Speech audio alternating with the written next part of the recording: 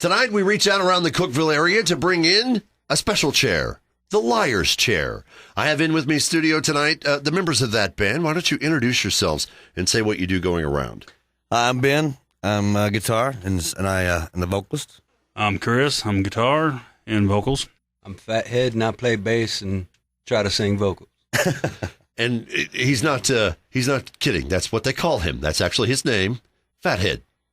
It's okay. It's an old family name, so it's all right. All good fun tonight. We're going to be talking with Liar's Chair, getting to know a little bit about their music, discussing a couple of their songs. Where would you classify your sound as? Man, we're just straight up rock and roll. We're trying to be as new as possible, but still stay to the. I'm not in the screamo metal thing. I'm just not. So we just want to be rock and roll, man. That's what we're doing. Where would you say your roots are, as far as your influences? I grew up in the '80s, so all that hair band stuff was a huge thing. Later '70s, I didn't really get into Zeppelin and things till my older years because I just didn't really care for it. But now I think they're amazing. Sure. Chris's influences are easy to spot. Black Label Society, sporting and representing. Metal, old rock, new rock. It don't matter. If it sounds good, I like it. He's like a walking jukebox, dude, for real. Yeah. All of that comes together to make their sound, which is rather unique. And we're going to get a listen to that later on, talk to them about some of their songwritings, and see what they're doing around the area as far as music they've got coming up. All of that as we talk tonight with Liar's Chair on the 9 o'clock news local edition on Rock 93.7. The discussion tonight is all things rock as we have that conversation with Liar's Chair on the 9 o'clock news local edition on Rock 93.7. We've got three members of the band in with me. Introduced yourselves earlier. We're missing one. Who's your drummer? Larry Eldridge. How long have you guys actually been a band? I'd say, 5 years ago? I think 2012. Is that right? No, I think more like 2010. Are you sure? Yeah. Dude, I don't know. It's but it's been a good relationship. Like a marriage, you just forget it. Yeah. Walk off. I don't know, but it's been going on forever. Yeah. Dragging. Well, I guess that means one of you has got to be the ball and chain. Which one is it? That's got to be Fathead, right? No, it's not. I'm the guy they all cuss and whatnot. That's Mr. Nitpicky right I'm there. the perfectionist. I can't help it, dude. Well, that's what goes into your music, though. I agree. So you're going to be a little particular about that. I agree. You have your own studio set up? Well, in my house, my wife and my children, they allow me to do that. My family's pretty supportive of that sort of stuff because it's just what I do. I can't help it. It's my blood. So as far as the whole nitpicky perfectionist thing, you keep working it and working it. Any mix or any mix engineer or whatever will listen to the same mix over and over and over again, and you'll always find something wrong with it. And you have to, at some point, find a spot where you can just commit and say, this is as good as it's going to get. Even though you want to go back and fix everything. You just can't. Of course, you give yourselves plenty of things to pick through. You like to just freeform? It's more of a real songwriting process. Like, for example, I have the philosophy that as an entertainer, you're going to entertain people or you don't have a job. If you're not entertaining anyone with your music, then you're just doing it for yourself. And, there's all this mass amounts of hate for whatever band there may be that's popular right now. And the truth is, those guys have figured it out.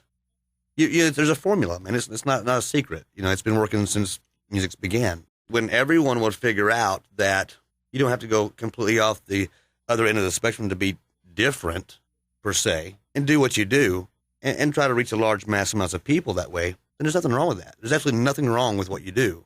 Don't be someone you're not. That's the whole point. So when you guys are crafting your songs and putting your things together, you come at it with an approach of, this is going to fit into our formula. Have you all sat down and came up with what that formula is? Well, I depends on what hits you at the time. Right, and it's all about a guitar riff for me. I'll sit around and riff for maybe a couple of days or maybe even weeks, and then once that happens, It makes you feel a certain way about a particular moment or whatever, and then you kind of want to start jotting down stuff. And I really try not to bring anything to these guys until I've got something. Do you guys come up with your own thing to bring to it too? Yeah, but they disappear. I say that. Sorry. It goes whatever works best for that particular song. So if you've had an idea that maybe it's going to go different, then that goes into it. You got to work together. If you don't work together, it's just you just must do it yourself. You're going to do it yourself. Ain't many bands by themselves, one person. You guys have been crafting songs for a while, and you have quite a bit of experience, too, having played for a long time. We're going to get into your experience as far as how you got to where you are being in this band, but I want to start with one of your songs. Is this what you consider something of the formula? Scars? Yeah. I mean, I think that's something that it fits us well. I mean, like I said, it's got some definitely old school root to it, but I want to be current. What was your inspiration going into it? A riff, and then like I said, those riffs put me in a place where I start thinking about things, and it doesn't necessarily have to be factual information. It can definitely be a fictional situation. I come up with maybe a chorus, and then maybe I try to build a story from that, or could be a verse. It really just depends on how it hits me, man. Lyrics are inspired by the music that you craft, absolutely, and that's just inspired. Makes me by feel that. a certain way, and then I want to kind of start jotting down words, So Things fit together, and they come to form songs like Scars. Sure. Let's give that a listen. It's Liar's Chair on the 9 o'clock news local edition on Rock 93.7. What goes into making a band and what goes into making their music? It all kind of ties together for Liar's Chair. As we talk to the members of that band tonight on the 9 o'clock news local edition on Rock 93.7. Go ahead and introduce yourselves again and say what you do in the band. I'm Ben. I play guitar and vocals. I'm Chris, rhythm, lead, and backup vocals. Fathead, and I play bass. And then we're short one member, Be Larry. and that would be Larry. Larry Eldridge. Larry, we miss you. He is their drummer, of course, was unable to make it here, couldn't quite keep the time to get here. That was a horrible drum joke. Sorry about that. We're talking to them tonight about coming together as a band. You guys, I think we established earlier, somewhere around the 5-year mark in that area. You have a lot of other experience, though. You've not just played in just this band. Ben, you come from, I wouldn't say the world scene, but you've been affiliated with a few other acts as far as being out on the road. Yes. Can you tell us your pedigree? Well, the thing is, of course, Nathan here, Fathead, had joined me in some of those. We've got the chance to share stages with national touring acts and that sort of thing before. Even though no one really knew who we were, it was still an experience, and we had a good time doing it. And it's amazing playing for 1,000+ people. What was the most outlandish band that you got to play with? I would have guessed Jackal, because I've seen them, and they are pretty out there. Well, in the green room, of course, Daryl and Chris Swirly, the guitar player and drummer, which are brothers, and Jesse's hanging out back there, and man, he don't care. He just don't care. He's a cool cat, man. They're all calm and collected. They're down to earth people. They're just some old country boys like we are, and it's cool. And I think maybe I asked one of them for a cigarette lighter or something, and he just gave me one. So. I think I still have it, actually, just because I thought it was cool he would do that. But no, man, they were just down to earth people, and of course, I guess their stage antics are not exactly what you'd find in the green room, but they were, I'll just say there's plenty to drink back there. Were they completely different from on stage to off stage? No, I don't think so at all. I think of course, there's always show business, man. You know what I mean? You have to look the part, act the part, so on and so forth. If you go up on stage looking like a normal Joe, every normal Joe thinks they can do what you do. And that's just the way it is. No, their personalities are just like we're talking right now. So, they're just straight up cats, man. So it's cool. You said you got to have a bit of a stage performance. You put it a little extra into your show? Yeah, man. I went in debt quite a bit, man, and bought a lot of new gear and built up a pretty nice PA rig and lighting rig and smoke and mirrors and whatnot. My goal was to basically bring an arena rock show into a miniature size to everywhere we go. So no matter if the cover charges $3 or $10, you're still going to get a big rock show that way. And I'll say this loud and clear. No one here does what we do. No one. That's a fact. So if you haven't caught a show, you probably should. Yeah, I'm energetic. I'm wireless. It's not uncommon for me to throw my guitar on a stand and yell at Chris, hey, take over. And I'll go out and I'll find some woman to climb in her lap and sing to her. Makes her feel like a queen for 3 minutes. Or I get in a group of people and sing. I climb the walls. I do whatever. It's just whatever I feel like at the time. And I think that's just a good show. When you go see a big rock band, a big rock show, you're paying for the entertainment. Goes back to what you said earlier about you're there to entertain. Yes, that's what the music's for. And that's what and I preach that to these guys constantly. And these guys are good players. Larry Eldridge, he's a hell of a good drummer, dude, for real. He locks in time, dude. And if we start the tempo wrong, then we're wrong because he locks in, and that's it. Chris is a good player. Fathead's a good player. None of us are extreme players, man, but we all do the job, and that's what makes the difference. All of it comes together to make the sound that you guys want. And we're going to find out more about the sound of Liar's Chair and get to another one of your songs. We'll do that as we continue with the 9 o'clock news local edition on Rock 93.7. We've learned about what it takes to put together a band, make the music, and even get out on the stage and give a little extra to the crowd. We've discussed all that tonight with Liar's Chair as we continue our conversation here on the 9 o'clock news local edition on Rock 93.7. Guys have been together for a few years now. In this band, there's a little bit of backgrounds from different bands and things that come into play, so you've got a bit of experience. It's taken you a while to get to the point where you knew what went into your music. Sure. I think you were actually out on the road at one point, weren't you, Ben? We traveled a lot, actually, back in the day, man. At one point, we actually became like a Godsmack tribute band. We would kind of get in our gear and just go out and do our thing. And what I did as try to be the business guy is that I would book these places and get those places to pay us to do the Godsmack thing just so we could open up for ourselves, do our original stuff. So they would pay us $600, $700, $800 to show up and do some Godsmack, feed us, and buy us motel rooms. And pay us $100 to do our original stuff. Who was the vocalist that you kind of went, yeah, I want to be like that? It really wasn't a vocalist, honestly.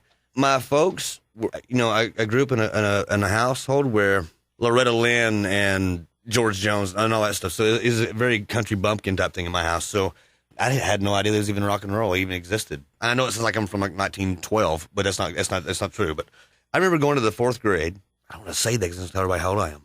I'll say it anyway. 1987, I think. That's old. Well, I mean, compared, to... I was in kindergarten. See what I'm saying, dude? That's old.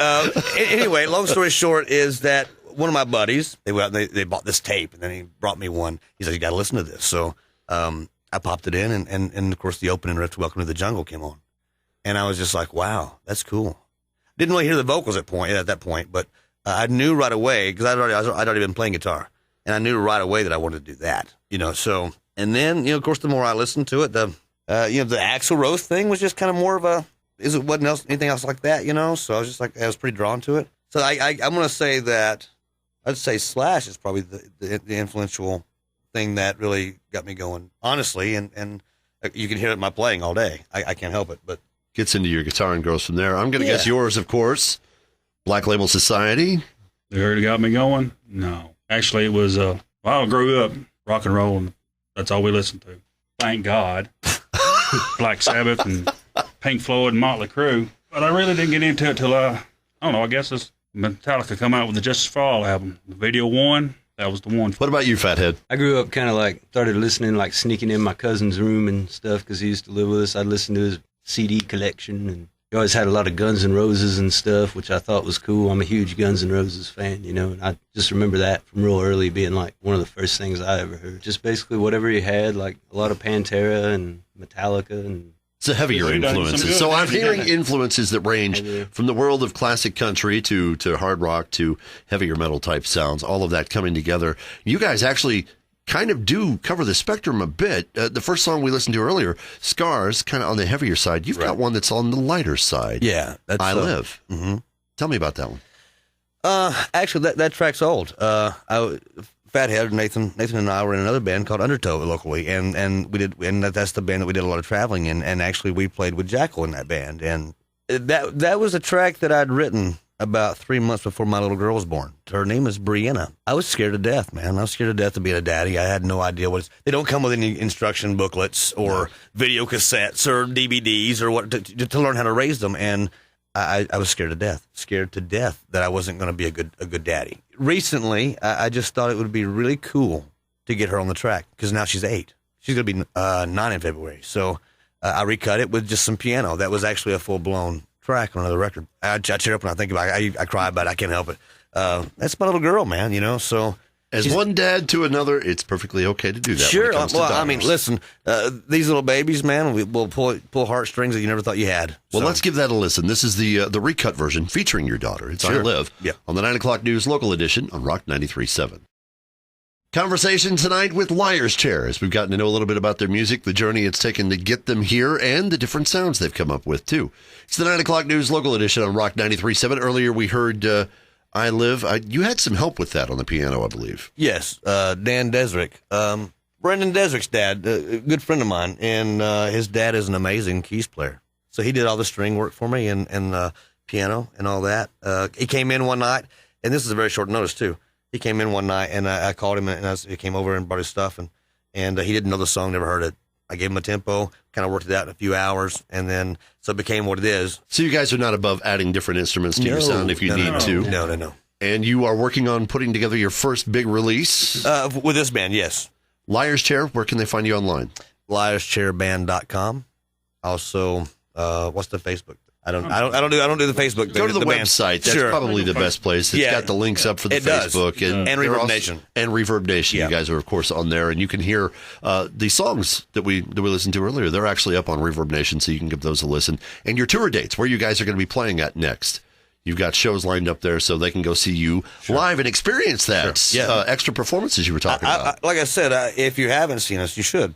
I'm going to say maybe not musically because I don't know this. I know a lot of good musicians around here. Some names like Chris Roberts and John Fox and Larry Tucker. Those guys, they're very, very good musicians. So I'm not going to say we're better than those guys, but what I'm saying is that our show is different than everybody else's. I mean, it's just not like a bar band. It's just not. It's a show. Yeah, it's definitely a show. Yeah.